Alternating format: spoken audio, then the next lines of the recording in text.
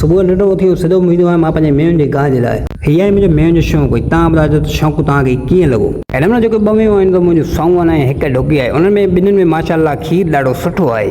उन खां पोइ सिधो मां निकिरी पियुसि बनी जी तरफ़ ऐं गाह जे लाइ। ॿई मूं कम वारियूं शयूं खयूं, ॾाटो ऐं पोती खणी ऐं निकिरी पियुसि सिधो बनी जे तरफ़ गाह जे लाइ। घर खां निकिरी ॿाहिरि जो आयमि त मौसम माशाअल्लाह सुठी VIP लॻी पई हुई।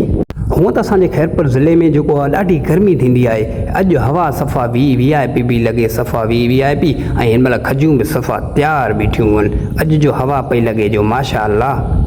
अॻिते थोरे पंध ते निकिरी आयमि त दोस्त अकल कई यार तूं व्लॉग रुॻो ठाहींदो आहीं, असांजो कॾहिं वीडियो भरींदो कर यार। दोस्त खे मूं चयो त तव्हांजो बिल्कुलु मां वीडियो भरींदुसि, तव्हां रुॻो थोरो औरते जो तव्हांजो मां वीडियो ज़बरदस्त भरींदुसि, सफ़ा VIP करे तव्हांजो वीडियो भरींदुसि। छो न वीडियो भरींदा, असांजो कमु ॿियो कहिड़ो आहे। दोस्त चयो तव्हांजी वॾी महिरबानी, बसि तव्हांजा कुर्बत, तव्हां भाइरनि जे वॾा थोरा। ऐं मां जो हींअर बनी ते अची पंहिंजी त पहुतो त हीअ असांजो खानवा जेको हीअ असांजी ज़मीन खे पाणी ॾींदो आहे, सरकारी खानवा आहे।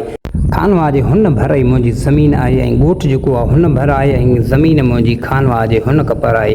उन खां मुंहिंजे अॻु में ई पहिरियों मुंहिंजो वाल साहब जेको आहे खाटी पियो खणे ज़मीन जे, मुंहिंजो नंढो भाउ जेको आहे उहो मूंखां अॻु में ई गाह पियो करे उते। ऐं मां फाइनली दोस्तो मां पंहिंजे गाह जे लाइ पुॼी वियुसि उते।